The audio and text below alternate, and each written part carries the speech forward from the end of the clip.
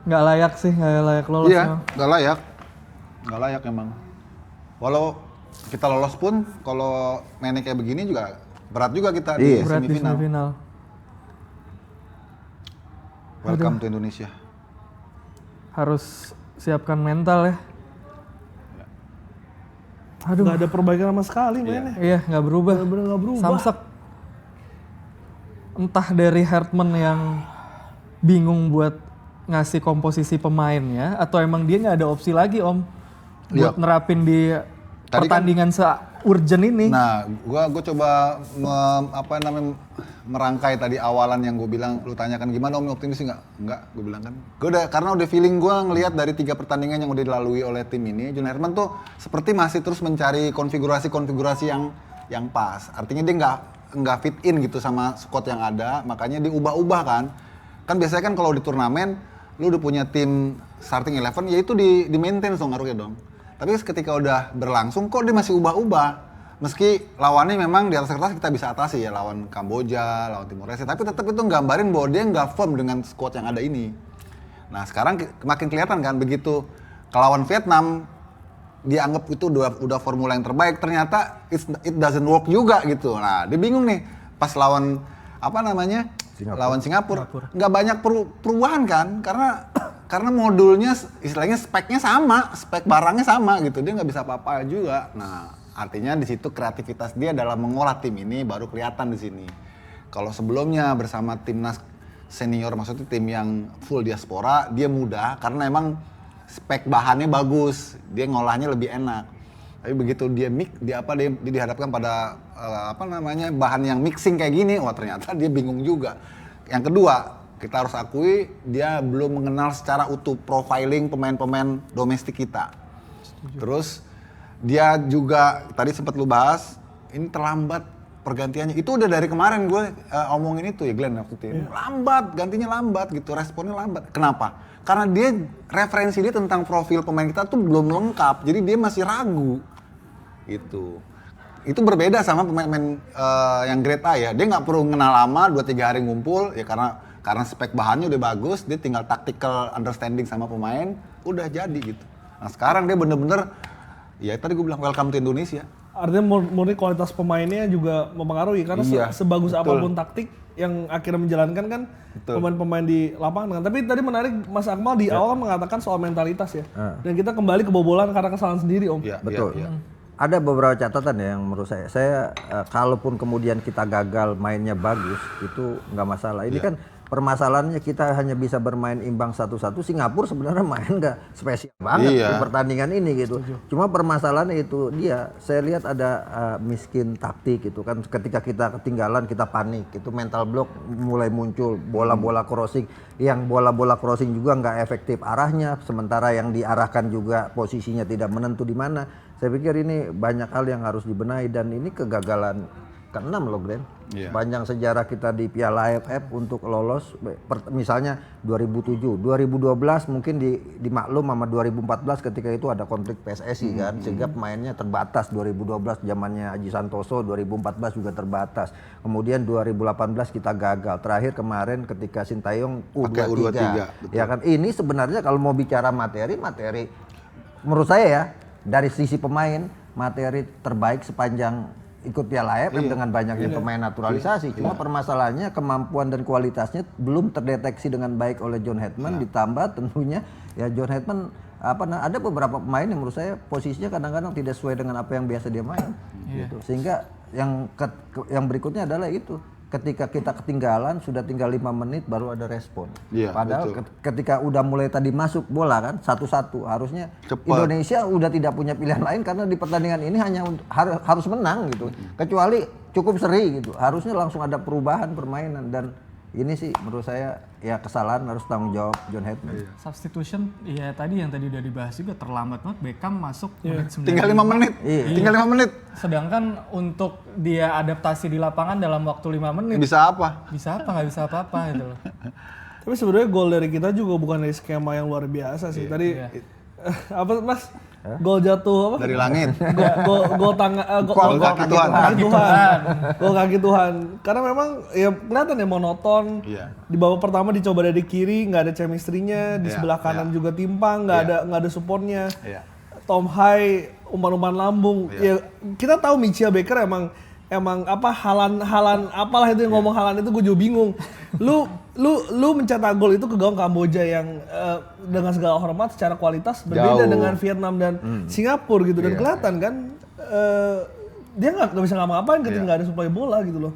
Iya. Jadi ya Mengecewakan sih, Grand. Mengecewakan. Kan dan memang layak untuk tersingkir. Layak. Karena kalau kita menang kalaupun menang ya, itu juga ugly win paling ya. Yang Itu tadi juga lu bilang. khawatir juga kita, belum tentu mereka bisa lolos juga dari jepitan Thailand misalnya kalau kita runner up. Kalau mainnya kayak tadi gitu. Di banyak kanal gue sempat bilang di awal, ini tadi kata Akmal ya, gue negasin. Ini komposisi pemain Piala AFF yang paling mewah sepanjang sejarah Indonesia. Paling mewah. Karena di sini mixing antara pemain-pemain terbaik lokal versinya pelatih dengan pemain-pemain ex diaspora yang sekarang ada di sini. Dulu nggak pernah ada kayak gitu. Sehebat-hebatnya dulu malah zaman Eloko, Irfan Bahdim ya. Betul. 2010. Tapi sampai ke final, tapi nggak sebanyak ini materi pemainnya gitu. Ini sih jelas koreksi lah ya buat John Hertman. Artinya TC yang udah dilakukan selama 3 minggu plus perjalanan ini hampir sebulan. Hasilnya ya begini doang gitu loh. Dia nggak punya plan B, plan yang istilahnya yang efektif, yang efisien, yang bisa menjawab kekurangan di plan A-nya gitu. Dia coba, tapi kemarin nyobain pemain belakang, malah blunder malah kan. Sekarang praktis nggak ada pemain pergantian pemainnya dia telat gitu ya. Ketika kita butuh, tadi kita ngomong ini lama banget nih megang bolanya nih si Ivar, makhluk masih main aja nih, kan kita perlu vitalitas di situ ya.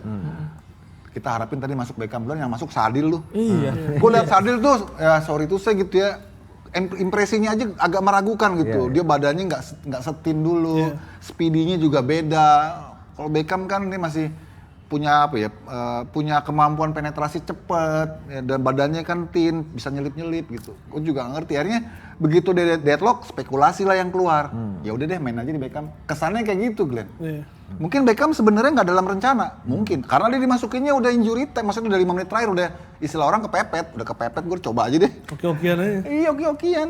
Sebenarnya pas dia unggul 1-0 itu kan momentum banget ya. Apalagi kalau tadi bilang gol kaki jatuh dari langit, tapi sebenarnya ada skema yang tadi ada football akhirnya dari Haye ngasih Nah itu dia, maksudnya lebih ke individu. Haye bingung gitu. Iya, itu lebih ke individu dia, lebih ke individu dia. Dia kan udah mentok.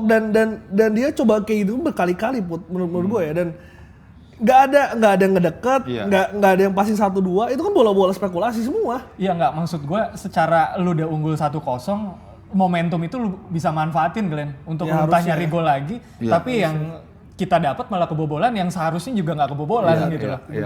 Dengan gol yang menurut gue bisa banget buat diantisipasi. Tapi memang dari segi benchnya juga memang yang ngebuat akhirnya Herman nggak bisa apa-apa sih. Itu kan banyak ngomong misi taktik lain-lain, karena dari atribusi pemainnya juga pemilihannya kan kita lihat dari back tengah deh. Cuma Rizky Ridho yang secara naluri bisa megang bola, Wahyu nggak bisa, Brian kemarin Fatari juga nggak bisa. Shane sama Sandy Walsh memang bukan back tengah gitu loh, dia kan lebih ke back sayap. Dia full back. Iya, ketika 3 trio Haye, Jenner, Klok diganti lebih nggak jalan lagi. Tapi 3 ini nggak cukup untuk bisa melawan di Asia gitu. Jadi menurut gua ini kualitas pemainnya juga berpengaruh sih. Nah, kalau kita balikin lagi Grand, itu kan pilihan John Hertman juga. Itu dia, pemilihannya juga. Kan setelah dipilih kita juga sebagian nih bertanya-tanya, kok si ini nggak masuk, si itu nggak masuk sih. Sekarang terjawab kan ketika terjadi kebuntuan, kalau dia main mungkin bisa berbeda. Kayak misalnya Ricky Kambuaya, mungkin bisa berbeda. Terus kalau misalnya Pak Pan, mungkin bisa berbeda gitu ya. Di samping muda, punya vitalitas, punya etos kerja gitu. Mungkin secara waktu. Terus Ricky, gue nggak tahu, Yakob Sayuri apakah cedera? Iya, Yakob Sayuri enggak. Makanya kalau gue better dia sebenarnya. Yakob butuh banget di situasi yang kayak gitu tadi. Iya. Nah tadi makanya gue bilang, ini kayaknya John Hertman nggak mengenal secara utuh profiling pemain-pemain kita yang lebih dulu existing ada di sini dibanding kedatangan dia ke sini. Jadi mengenali dia belum utuh. Kemarin dia dibantu oleh pemain-pemain diaspora yang memang grade-nya udah tinggi. Jadi domestiknya tuh tinggal menyesuaikan aja gitu. Speknya udah menyesuaikan. Kalau ini ini kayak ngebangun kayak ngerakit baru lagi gitu. Dan Kalau saya sih ngelihat bukan kualitas main ya. Kalau kualitas main ini yang terbaik, tapi pemahaman terhadap strategi permainan, termasuk juga pemahaman John Hetman terhadap tim ini gitu kan. Sehingga dia sejauh ini saya lihat banyak spekulasi kan menempatkan Sen Patinama, Sandy Walsh sebagai back tengah yang bukan posisinya, menempatkan Tom Hay suruh berlari bebas roll on, sementara kondisinya tidak memungkinkan untuk itu. Kemudian menempatkan Orat Mangun tadi nggak jelas posisinya. belakang Doni. kan? Artinya apa namanya pemahaman terhadap taktikal baik pemainnya maupun pelatihnya kepada pemainnya nggak nyampe di sana gitu. Itu yang menurut saya membuat ini gagal. Ini yang termewah tapi gagal. Lebih baik gagal yang kemarin U23 atau gagal waktu eranya Aji Santoso karena pemainnya juga terbatas. Waktu itu John Bukering lah apalah yang sekarang jadi satpam di sana tuh. Betul. Tapi kalau sekarang dengan materi kayak gini gagal, ini adalah ya dalam tanda kutip menurut saya adalah kesalahan dari PSSI. Gitu kan. PSSI apa namanya bagaimana kemudian menyiapkan ini semua. Kalau bicara persiapan 3 minggu loh, persiapan di Bali. TC-nya 3 minggu TC-nya loh. 50 pemain loh. Iya kan? Artinya bisa dipilah-pilah itu selama 3 minggu. Sesuai dengan skema yang dia pengen bisa. Iya, dan gue sayangin juga Rizky Ridho ya. Aduh, 2 kali blunder ya. 2 kali dia mempunyai andil ya terhadap gol-gol yang membuat kita dalam posisi seperti sekarang ini gitu. Kemarin lawan Vietnam, sekarang lawan Singapura, sayang banget sih. Dan next masih ada FIFA Series di bulan September, artinya ada 2 bulanan ya? 2 bulanan. Iya, sekarang Juli. Sekarang Agustus. Sebulan. Bulan dan grade A itu turun lah harusnya. Ya memang turun karena agenda FIFA. Dan dari tim ini apakah ada nama-nama yang akan bisa melengkapi tim utama kita? Yang nggak masuk dalam grade A sebelumnya ya? Nggak ada sih. Paling Mitch Baker aja paling. Itu Mitch Baker juga ngelengkapin karena kita buat pelapisnya sih. Yang lainnya masih nama-nama yang sama. Pasti kayak Liano masih, Tom Hay masih, terus si Doni masih, Sandy sama Shane mungkin masih 50-50. Tapi di luar itu gue rasa sih nggak ada sih. Even Marklock pun juga nggak masuk menurut gue sih. Kalau saya sih ngeliat misalnya Jan Schreven kan banyak nggak main kan. Mending Sadio Ramadan Sananta atau kemudian Hoki Carak. Saya justru melihat kemarin banyak sih komen-komen tadi. Lawan Aston Villa kemarin anak-anak muda itu lebih mainnya lebih bagus tuh kemarin. Arkan Kakak, Reno Palompesi dibanding tim ini loh gitu kan. Tekanannya beda malah. Nggak ada tekanan kali ya. Tapi kan itu bisa diciptakan gitu kan. Nah ini yang sekali lagi ya, apakah kemudian nanti FIFA Asian Championship ini kita bisa keluar dari mental block. Saya pikir udah nggak ada nggak ada ampun lah dalam tanda kutip buat John Hetman. Harus bisa membuktikan bahwa dia memang pelatih hebat yang bisa antarkan Kanada lolos Piala Dunia kan. Harus bisa cepat memahami karakter pemain gitu. Tapi ini benar-benar welcome to Indonesia sih buat Hetman. Ya, dari maksudnya evaluasi yang bisa dia lakukan, pemilihan pemain, taktikal yang juga kita kelihatan monoton dan stagnan banget, dan ya kita lihat sama FIFA Series. Iya. Nggak ada perubahan. Terus ya kecewa sih gue, karena gue berharap bener kan dari awal gue pengen juara Glenn. Ternyata seiring perjalanan waktu. Bilang dari episode pertama jangan pernah berharap. Ternyata seiring perjalanan waktu kok begini ya. Dan Ridho tuh nggak ditemenin sama tandemnya, nggak ada Hubner sama nggak ada J, ya bener-bener komunikasinya dia nggak bisa build up as a captain. Iya, sama itu juga ya, kenapa dari awal Justin Hubner dimasukin dalam roster tapi tiba-tiba nggak bisa, itu juga gimana ya waktu itu ya, keputusannya ya. Harusnya kan definitif. Nah ini dia nih. Ragu-ragu. Ridho ragu-ragu. Padahal dia bisa clearance langsung. Bisa ragu-ragu. Dia ngapain lagi ngambil resiko untuk nahan nih Glenn ya? Orang ngambil aja. Orang bolanya ngambang kok. Si Cahya kan. Cover pemain buat diambil. Sekarang nih bolanya kan ngambang. Ya diambil aja, sundul aja, ngapain mesti ditunggu Cahya mana naik. Terlalu jauh dari resiko banget. Akhirnya Cahya nabrak dia jadi kan. Iya. Ada satu pertanyaan, ini kan udah pelatih ketiga yang memakai 3 back ya? Betul. Dan ini selalu menjadi lini pertahanan kita tuh nggak sekuat itu intinya. Kalau kita lihat di Super League mungkin Persib juara dengan kekuatan lini belakang yang sangat luar biasa. Arsenal juara di Liga Inggris dengan kekuatan lini belakang yang sangat luar biasa. Tapi Indonesia selalu pakai 3 back dan kekuatannya tidak sekuat itu gitu. Iya, kalau saya lihat kan tradisi dulu 3 back kita tapi pakai libero ya. Ada Sugiantoro dan Nur Alim lah misalnya gitu. Tapi kan sekarang 3 back yang sejajar yang menurut saya kita justru kalau main pakai 3 back, pemahaman pemain-pemain kita justru saya ngeliat beda dengan 4 back ya yang selama ini dipakai oleh klub-klub Indonesia hampir seluruhnya gitu kan. Dan apa namanya ya, kita kalau pakai misalnya kayak ini kan pakai Sintayong pakai 3 back tapi kan 5 jadinya. Nah ini kita pakai 3 back tapi yang 2-nya lagi lebih banyak menyerang. Nah, itu dia. Itu problem kan gitu kan. Bagaimana kemudian menyeimbangkan 3 back yang ada ini sementara yang wing ini bisa juga bertahan. Ini padahal juga kan udah ini ya, udah bisa jadi cerminan ketika dengan squad mixing seperti ini di PLFF pakai 3 back tuh nggak work. Sejak pertandingan kita lawan Kamboja, lawan Timur Leste, lawan Vietnam. Harusnya dari sini tuh udah jadi evaluasi. Oh nggak jalan ini kita nih. Kalau dengan squad mixing kayak gini nggak bisa nih kita pakai 4 aja. Karena memang materinya nggak memenuhi bisa main 3 back. betul. Kalau yang mainnya yang model kayak J.I. Jazz, Kevin Verdong, terus Kevin Dix, lu mau pakai 3 kayak mau pakai 5 kayak ya mereka ada understanding game-nya udah tinggi, football IQ-nya udah tinggi. Main kita nggak bisa. Lebih banyak yang ada di squad ini tipikalnya stopper semua.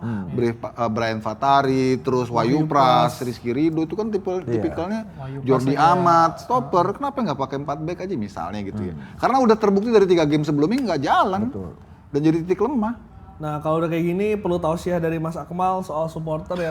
Tausiah. Akan ramai nih di media sosial. Apa yang bisa lo sampaikan Mas dengan hasil yang kita semua ini kecewa? Ya, yang pasti harus ada, kalau bicara evaluasi mulu kapan juaranya pasti gitu kan. Itu pasti itu kan. Jadi menurut saya adalah perlu introspeksi kali kita kan. Kita jangan pernah menganggap remeh event yang kita ikuti. Itu kan yang selama ini kita lakukan remehkan gitu kan.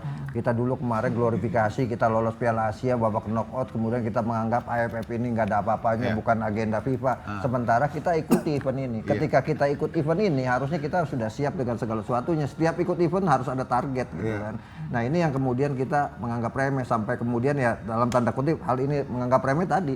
Tiba-tiba Jasastri Hadar masuk kok nggak bisa main gitu kan. Kan kita menganggap sesuatu itu menjadi sangat terlalu remeh gampangin. Gitu. Iya, jangan menggampangkan masalah sementara di waktu berbeda, di tempat lain Vietnam, Thailand, mereka juga berbenah gitu kan. Dan mereka juga punya ambisi yang sangat besar dan ya nggak tahu ya, jangan-jangan AFF ini kutukan. Iya, 0 gelar loh. Gitu. Bentar, gue mau minta pertanggungjawaban dulu dengan hitungan Jawa lu tadi di awal. Baju putih. Iya. Tanggal aja sih, klarifikasi dijelasin. Gak langsung, harus klarifikasi dulu. Iya, saya pikir Glenn, kita harusnya udah ada angin segar untuk menang tadi kan. Sudah ada pertolongan keberuntungan gol kita itu. Tapi ada manuver apa tuh dari Angam tuh? Tapi ada sedikit permasalahan di mana kita bikin kesalahan sendiri.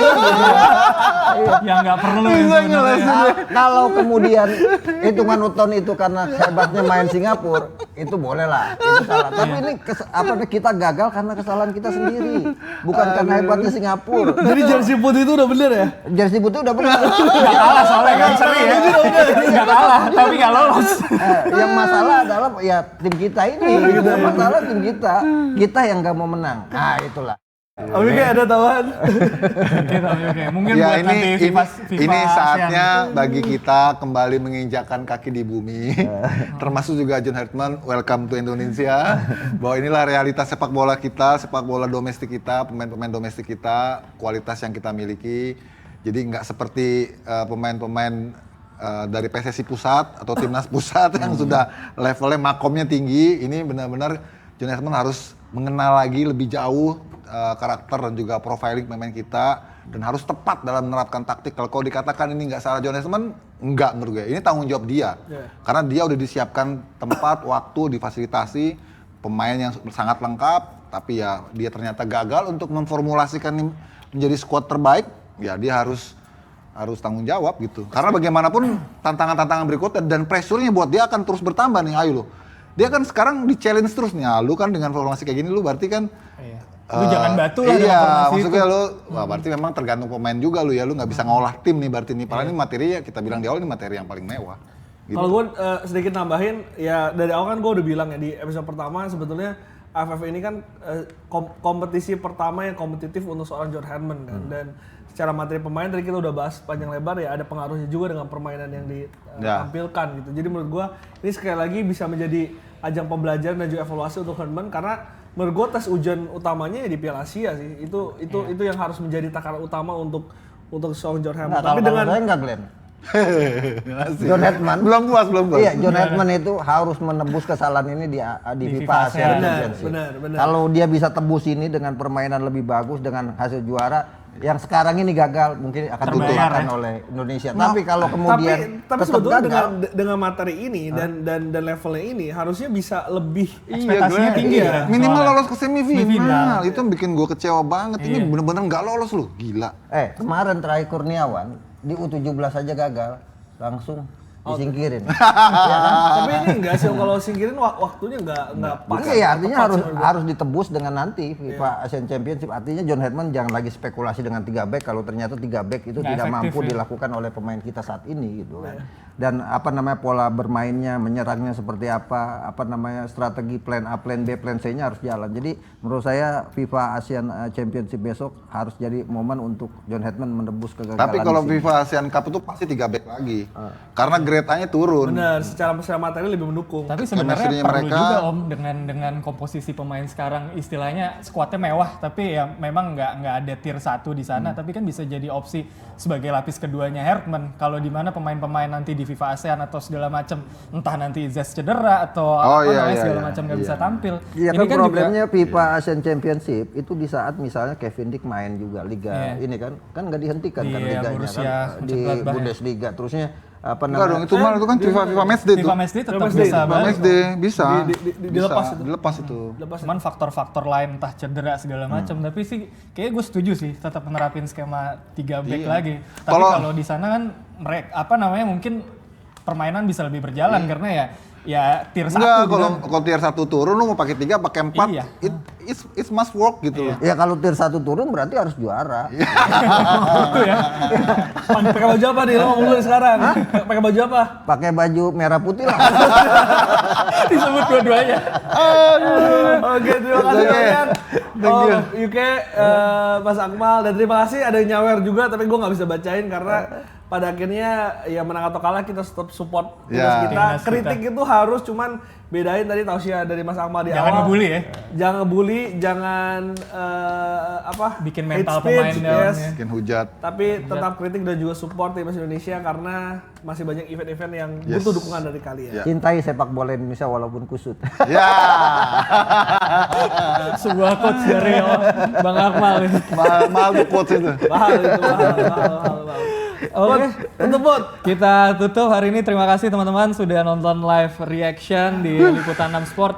Kita nanti jumpa di event selanjutnya. Kira-kira kapan? FIFA Series ya. Akhir September kita jumpa di FIFA Series sebulan lagi. Semoga ada perubahan dari Coach Herdman dan semoga kita bisa melangkah lebih jauh ya. Tadi Bang Akmal pengen juara karena AFF nih generasi milenial sama generasi kebawahnya pengen banget, haus banget sama trofi. Semoga bisa kesampaian di di FIFA ASEAN.